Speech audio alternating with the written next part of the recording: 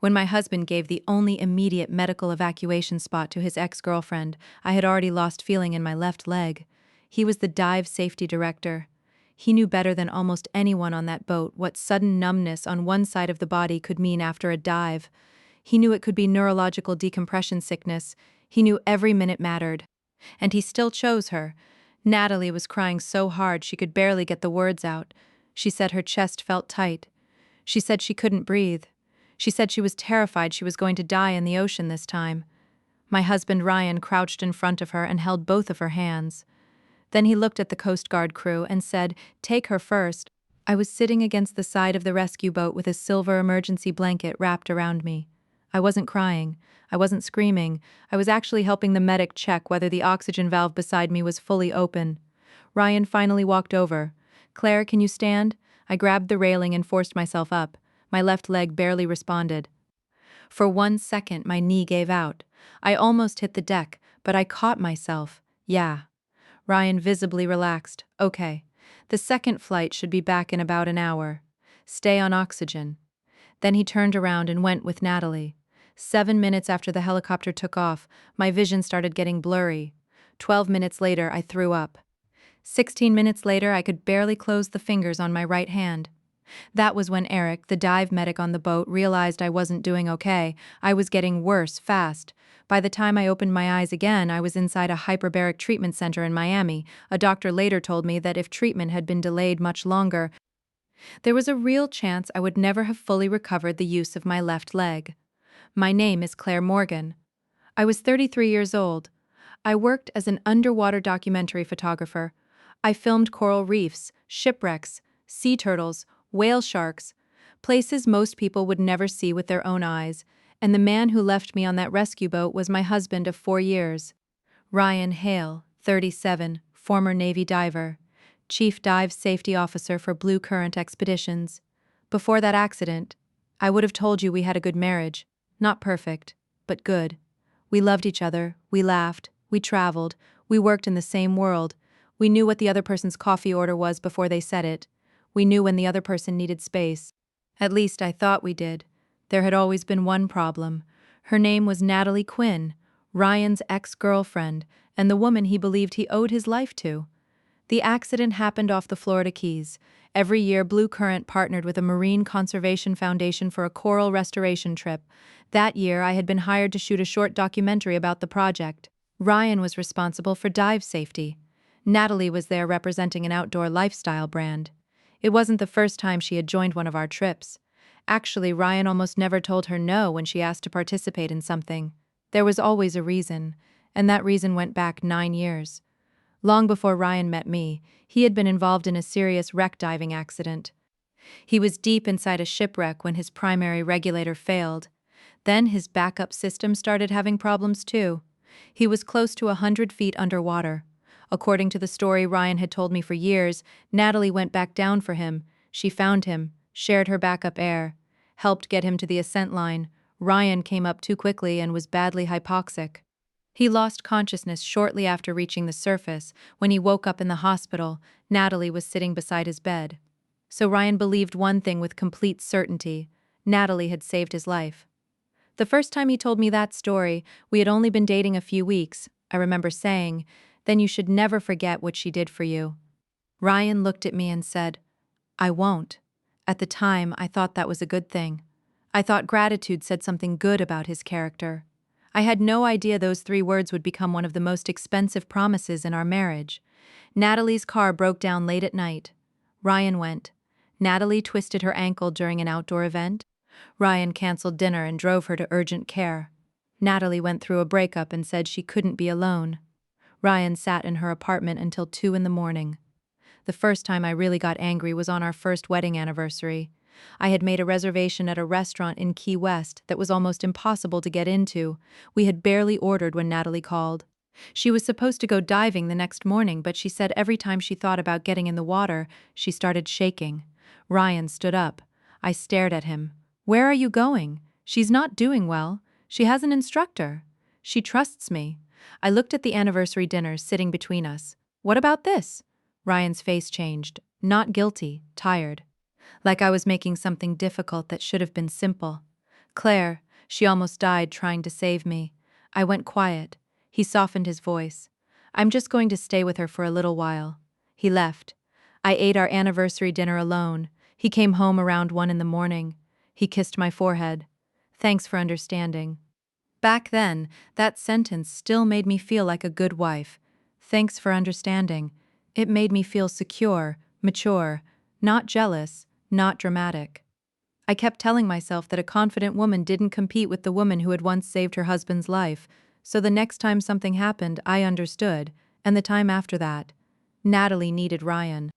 I understood. Ryan felt responsible for her. I understood. Natalie had trauma from the old diving accident. I understood. They had a history I hadn't been part of. I understood that too. Slowly, without either of us ever saying it out loud, our marriage developed a rule. Natalie's fear was an emergency. My discomfort was something we could talk about later. Natalie needed help now. Claire could wait. Because Claire was independent. Claire could dive. Claire could change a tire. Claire could drag 3 cases of camera equipment through an airport by herself. Claire could get sick and still make her own doctor's appointment. If work went wrong, I usually fixed the problem before I even told anyone about it. Ryan loved telling people, Claire can handle anything. I used to hear that as praise, until the day it almost cost me the use of my leg. That dive didn't seem dangerous at first. The weather was clear, the ocean was calm. We were more than 40 miles offshore at a coral restoration site. Our planned depth was around 90 feet. I was filming several adult volunteers attaching coral fragments to the reef. Natalie was part of the same general dive group. About 20 minutes into the dive, the current suddenly got stronger. We decided to end early. As we moved toward the ascent line, one volunteer's tank strap came loose. He panicked. I swam over to help him. While I was fixing it, something started going wrong with my own breathing system. My air supply dropped much faster than it should have. I checked again. There was no question. I needed to go up. Ryan was with another group farther away. I signaled my dive partner. We started ascending. Normally, we would have controlled it carefully. But around 50 feet, I was almost out of air. I came up faster than I should have. Any experienced diver knows how dangerous that can be. The second I got back on the boat, I looked at my dive computer. It was screaming warnings at me. I told the medic, my left foot feels numb. At first it wasn't dramatic. It felt like I had been sitting on my leg too long. That strange pins and needles feeling. Natalie came up a few minutes later. The moment she pulled off her mask, she fell apart. Her breathing was fast. She kept saying her chest felt tight. She repeated the same thing over and over. This feels exactly like 9 years ago. I can't do this again. Eric, the dive medic, put both of us on high-flow oxygen. About 20 minutes later, the weather changed. The wind picked up. The Coast Guard radioed that they could send a helicopter, but because of worsening conditions and fuel limitations, the first flight could take only 1 patient. The second evacuation might take another 60 to 90 minutes. Eric crouched in front of me. How's the leg now? Numb below the knee. Can you lift it? I tried, barely. His face changed immediately. Then Natalie started crying again. She grabbed Ryan's arm. My chest is getting worse. Ryan, I really think I'm dying. Something changed in him. I knew that look. He wasn't standing on our boat anymore. In his mind, he was back 9 years earlier, back inside the accident that had almost killed him. Eric stood up. Claire goes first. Ryan turned toward him. Natalie has chest pain. Her oxygen saturation is normal. Her neuro exam is normal. Claire already has one-sided motor weakness. Ryan frowned. Natalie has a history of severe dive trauma. Eric's voice stayed calm. I know. But we're treating what's happening today? I would remember that sentence for a long time. We're treating what's happening today? Ryan wasn't. He was treating what happened 9 years ago. Natalie kept shaking. I was sitting only a few feet away. I honestly never believed he would really choose her. Not until he walked over to the Coast Guard crew. Take Natalie, Eric immediately said. Ryan didn't even look at him. I'll take responsibility for the call. Then he came to me. Claire, I'll be back as fast as I can. I looked up at him. I can't feel my leg. I know. Eric's here with you. Ryan? He stopped. I almost asked him, are you really leaving me here? But I didn't. Something inside me had already changed. I suddenly didn't want to beg my own husband to choose me, so I said, "Go." And he did. In that moment, 4 years of marriage suddenly made sense. It wasn't that Natalie cried louder. It wasn't even that Ryan was cruel. It was that he had spent years believing the same thing. Natalie falls apart. So she needs me, Claire doesn't, so Claire can wait. But sometimes an hour is nothing. And sometimes an hour can change the rest of your life. I never made it to the second helicopter. My weakness kept spreading. Eric became worried enough that he demanded the boat change course immediately. A nearby Coast Guard patrol vessel intercepted us. They transferred me onto that boat and rushed me to shore. Most of what happened next came back in pieces: bright lights, an oxygen mask, someone asking me my name, someone asking me to move my toes. I remember wanting to move them. I remember knowing exactly what I wanted my foot to do, and nothing happened. That scared me more than pain ever could. It was my body, my leg, my foot, but it wouldn't listen to me. After hyperbaric treatment, I spent 6 days in the hospital. The feeling in my legs slowly started coming back. The doctors told me recovery could take weeks, maybe months. Nobody could promise 100%. Ryan finally came to see me after my second hyperbaric session. His eyes were red, Claire. I didn't look at him. He stood beside the bed. "Natalie's okay," I still said nothing. "She mostly had a severe panic episode and mild ear barotrauma." I turned my head. "So she's fine." "Yes, good," Ryan swallowed. "I didn't know you were going to get worse that fast." I looked straight at him. "You didn't know? You were still able to stand." "I almost fell." "I thought your leg was just numb." "That is a neurological symptom of decompression sickness." He went quiet. I asked him, "How long have you been working in dive safety?" 11 years. "How many times have you taught people that one-sided numbness and weakness after a rapid ascent should be treated as neurological decompression sickness?" He closed his eyes. "A lot." "Then why did you suddenly forget when it was me?" He didn't have an answer. After a long silence, he said, "She almost died trying to save me all those years ago." I cut him off. "Don't." He looked surprised. It was the first time in 4 years I had stopped that sentence before he finished it. "I've heard it enough. She saved you. She risked her life. You owe her." "Fine. Let's say all of that is true. How long are you planning to keep paying her back?" Ryan stared at me. "Until our anniversaries don't matter? Until my mother is in the hospital and you still leave because Natalie is upset? Until your wife can't feel her leg and you decide she's the one who can wait?" Tears ran down his face. "I never wanted to hurt you." "I know. That actually makes it worse." He looked confused. "What does that mean?" "You didn't want to hurt me. You were just completely used to letting me pay the price." The room went silent. Ryan reached for my hand. I pulled it away. "Don't." His hand stopped. "What do you want me to do? Leave? Claire? Ryan? I don't want to understand anybody today. I just want to be quiet." He eventually left. That night, I called my closest friend, Sophie. She was a documentary producer. We had known each other for 10 years. She didn't ask whether Ryan and I should talk again. She didn't tell me not to make a big decision while I was emotional. She asked one thing: "What do you need?" "Find me a lawyer." The next day, I met with a family attorney named Nora Chase. I didn't file for divorce immediately. First, I asked her to help me separate the financial parts of my life. Blue Current wasn't my company, but for the previous 2 years I had shot a huge amount of promotional footage for Ryan's business for free. I had edited videos, created still photography, helped with marketing campaigns. I never billed them. I never thought I needed to. We were married. I thought that meant we didn't have to keep score. Now, for the first time, I started organizing everything. Not because I wanted revenge. I wanted to understand how many parts of my own life I had stopped protecting because I kept telling myself, "We're married. It doesn't matter." 5 days after the accident, Blue Current opened a formal safety investigation.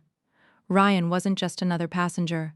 He had been the safety supervisor that day. Eric filed his report. It was very clear. Recommended first evacuation. Claire Morgan. Reason: rapid ascent, one-sided sensory loss, progressive motor weakness. High suspicion of neurological decompression sickness. Natalie's report said oxygen saturation stable, able to walk. Primary symptoms were anxiety, hyperventilation, and chest tightness. Then underneath was Ryan's written override: priority change due to previous severe dive trauma and possible pulmonary event. The investigators asked Ryan, "What evidence did you have of a pulmonary event?" She said she had chest pain. Was her oxygen level low? No. Abnormal lung sounds? We didn't complete that assessment. Was she coughing blood? No. Then why did you overrule the medic? Ryan was silent for a long time. Finally, he said, "Because I know her." That sentence became part of the official record. Because I know her. When I read it, I almost laughed. He knew me too. Better, I thought. But knowing Natalie increased her priority. Knowing me lowered mine. Claire is calm. Claire can handle things. Claire won't fall apart, so Claire can wait. 10 days after the accident, Natalie posted something online. She had more than 200,000 followers. Most of her content was travel, diving, outdoor life. She didn't use my name. She wrote, "9 years ago, I helped someone survive the ocean. 10 days ago, he saved me from it. Some connections cannot be explained by time." She posted an old photo of herself sitting beside Ryan in the hospital. The comments came fast. "So romantic. You two were always meant to find each other again. His wife has to understand your history." That last comment made me put my phone down. 30 minutes later, Sophie came into my hospital room. "Do you want me to destroy her in the comments?" I looked at her. "No, I can do it professionally." That made me laugh for the first time in days. "Seriously. Don't." Because I was beginning to understand something. If I spent all my energy fighting Natalie, I was still building my life around their relationship. I didn't want that. The person who owed me answers was Ryan, not her. But Natalie's post caused something neither of them expected. A retired dive boat captain named Frank Delaney saw it. He contacted Blue Current. His first question was simple. "Why does everyone keep saying Natalie rescued Ryan 9 years ago?" The investigators contacted him immediately. Frank had been the boat captain during Ryan's old shipwreck accident. He had written the original incident report. They asked him, "Wasn't Natalie the diver who brought Ryan out?" Frank said, "Of course not." Ryan was in the room when he heard that. He went completely still. Frank pulled out the old records. 9 years earlier, Ryan really had suffered equipment failure inside the wreck. Natalie really had been one of his dive partners. But when the emergency happened, Natalie panicked. She made a dangerous, rapid ascent. The person who went back for Ryan was a commercial diver from another team. His name was Mateo Alvarez. Mateo noticed Ryan hadn't surfaced. He followed a backup guideline back down. He found Ryan near the wreck exit. Mateo shared his alternate air source. Mateo got Ryan to the ascent line. Mateo controlled his ascent. What did Natalie do? Once she reached the boat, she repeatedly told the crew, "Ryan is still down there." That mattered. It helped the crew realize quickly that someone was missing, but she did not go back underwater. She did not share her air. She did not bring Ryan out. Ryan stared at Frank. "Then why did I wake up believing she saved me?" Frank sighed.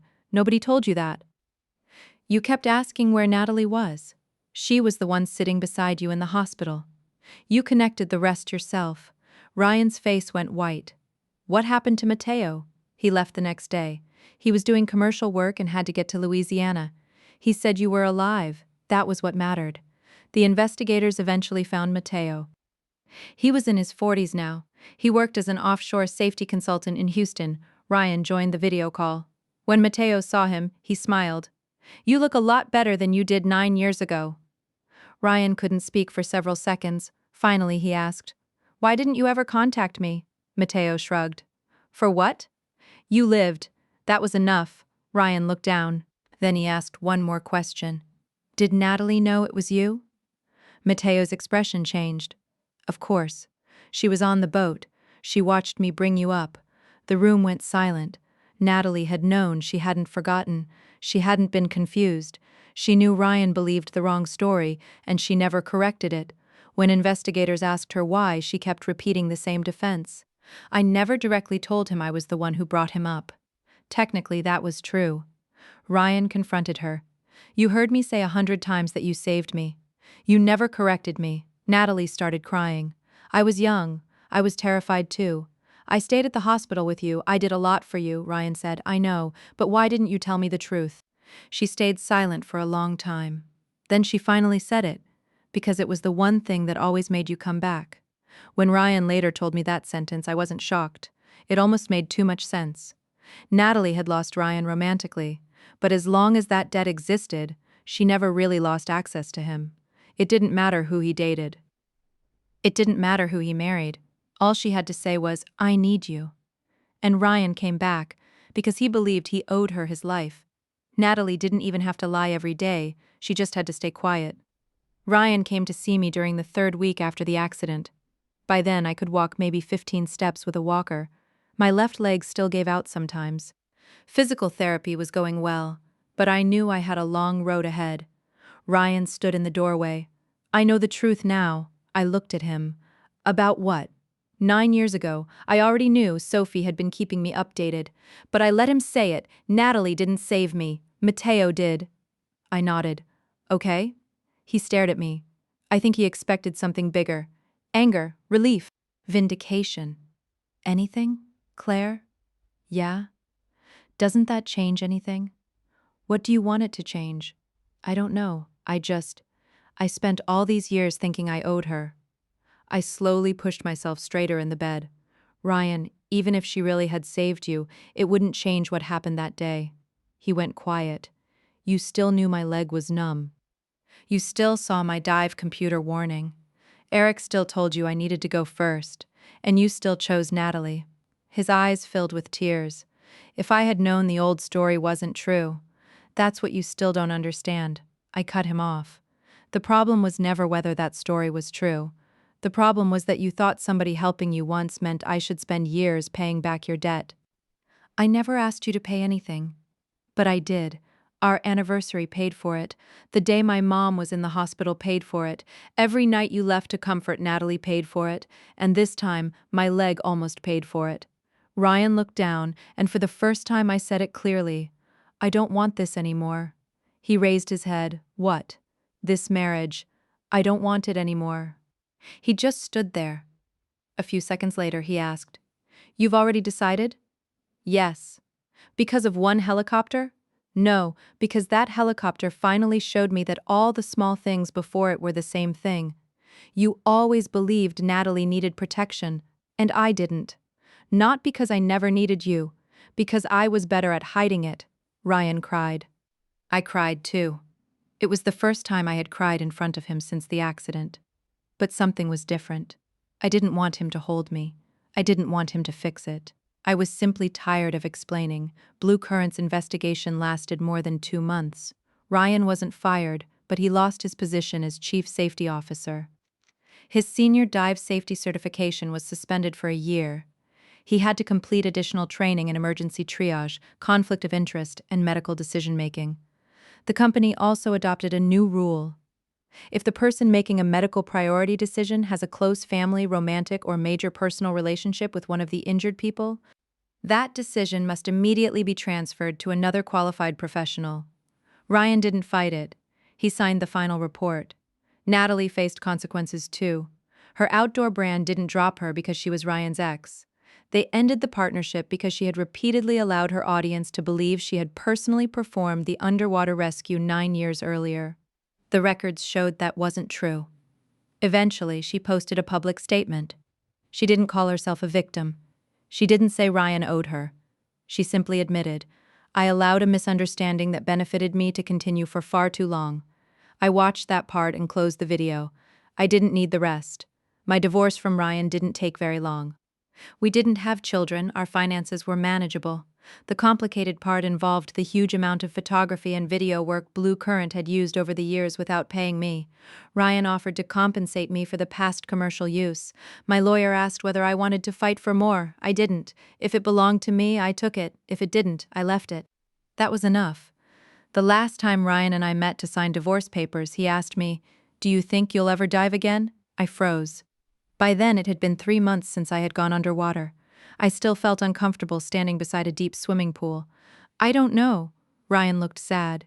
"You loved the ocean." I looked at him. Loving something doesn't mean I have to run back to it immediately after it hurts me, just to prove I'm not afraid. He nodded. "I'm sorry." This time I didn't say, "It's okay." I just said, "I know." Then I signed the last page. It took almost a full year before I felt like myself again.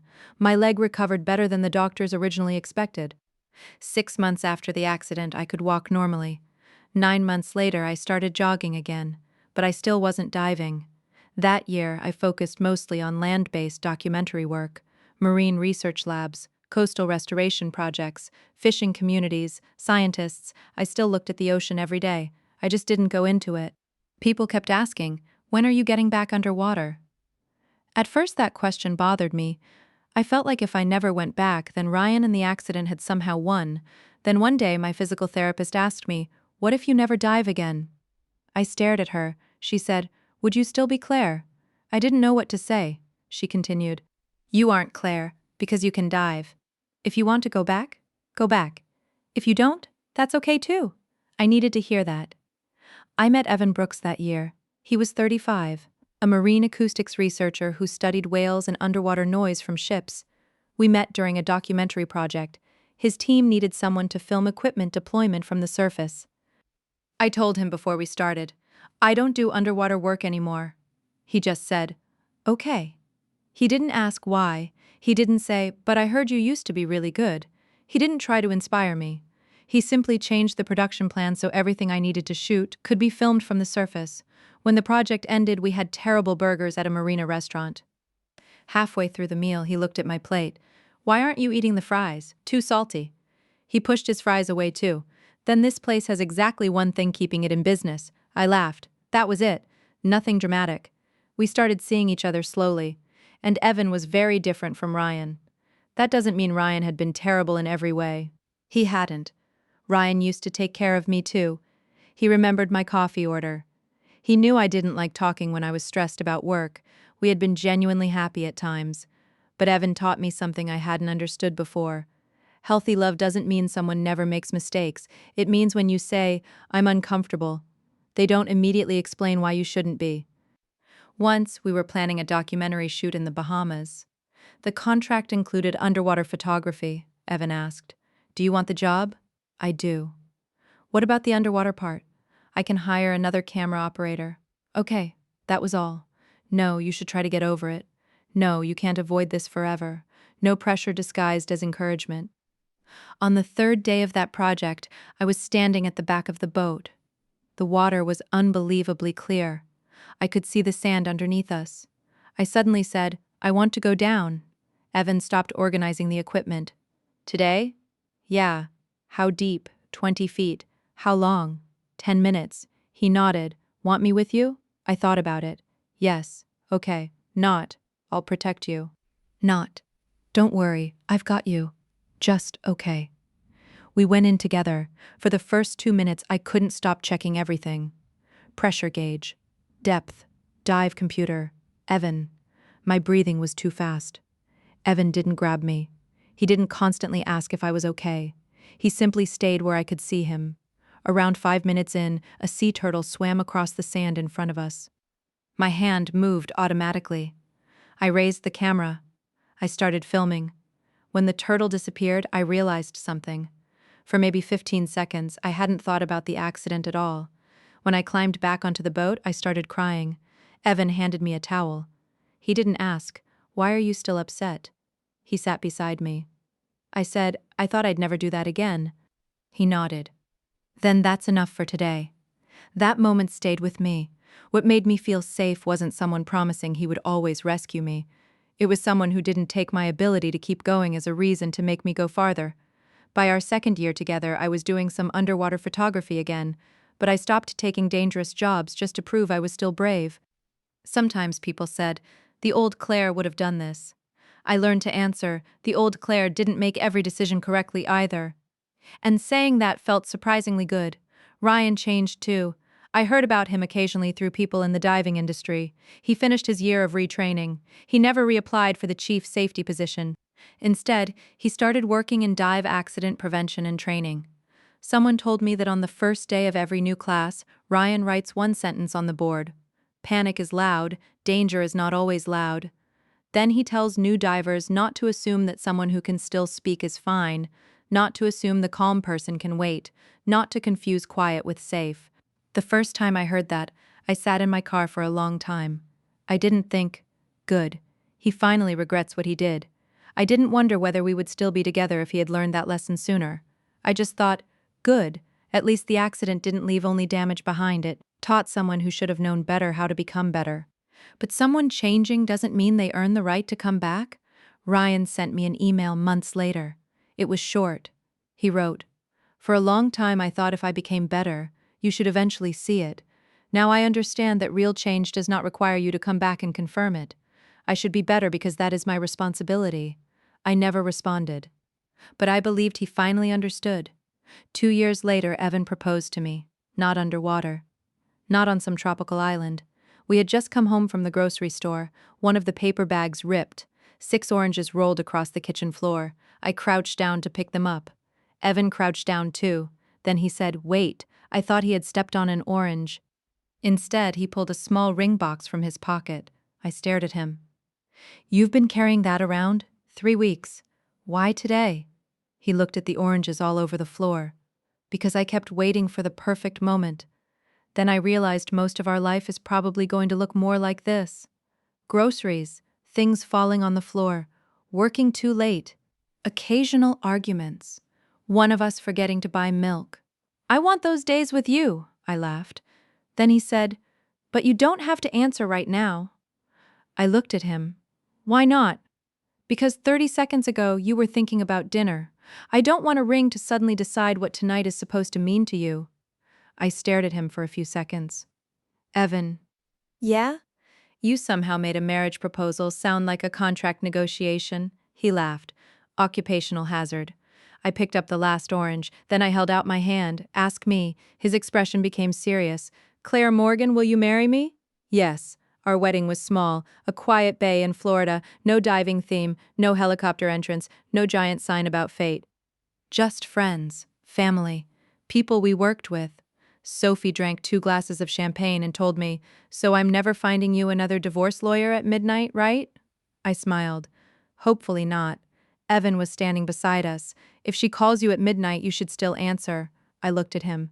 "Don't get too confident." We all laughed.